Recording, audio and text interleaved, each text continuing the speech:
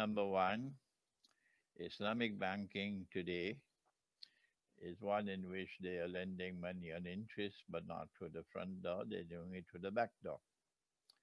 They're saying that a credit price, do you hear me? Yes. A credit price can be higher than a cash price. A credit price can be higher than a cash price. False. That is false. Credit price and cash price must be the same. If credit price is higher than cash price or market price, then the difference between the two will be because of time. Time equals money. That is riba.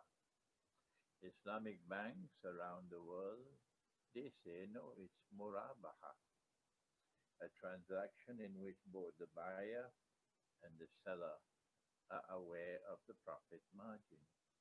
Murabaha transactions are halal on the condition Okay. that they are cash transactions. They can't hear you because of the mic. So you need to keep this in. Murabaha transactions are halal on the condition that they are cash transactions. If the transaction is not cash, if it is a credit transaction and the credit price is higher than the cash price, it's not murabaha anymore, it's riba. This is the mic. Then the next question is on Islamic economics.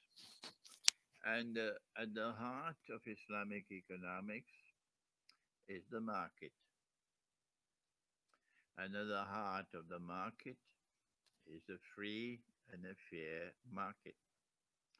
A free and a fair market is one in which there are no obstacles and no privileges for entry into the market. And a fair market is one in which you do not have anything bogus in the market. A free and a fair market. When a free and a fair market exists, then Allah subhanahu wa ta'ala can intervene. And when He intervenes, He can cause some to get more and others to get less. This is because all transactions in the market will qualify as business transactions. And in order to qualify as a business transaction, it must entail risk. You can either make a profit or you can suffer loss. And from the time you embrace risk, you can take a chance. Allah now intervenes and gives to some and takes from others. وَيَرْزُقُ مَنْ يَشَاءُ بِغَيْرِ حِسَابٍ, and He can give whosoever He wants as much as He wants. And so the rich will not remain permanently rich, and the poor will not remain permanently poor. Around the world today, the market is quite different. Around the world today, the free and the fair market no longer exists. And as a consequence, the rich of the world are now permanently rich forever and ever and ever.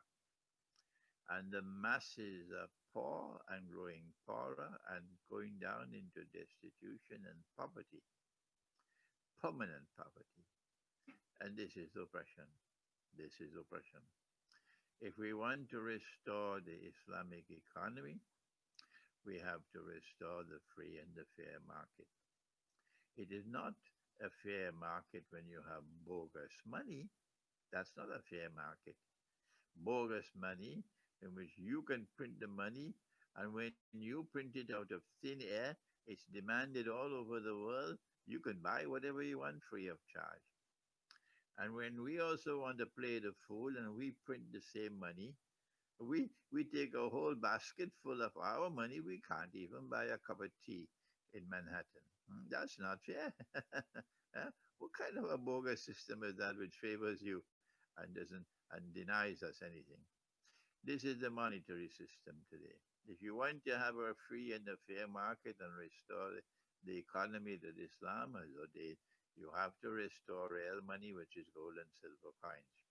If you want to restore a real free and a fair market and a real economy of Islam, you cannot have people being able to plant, uh, people who do not plant and yet they reap.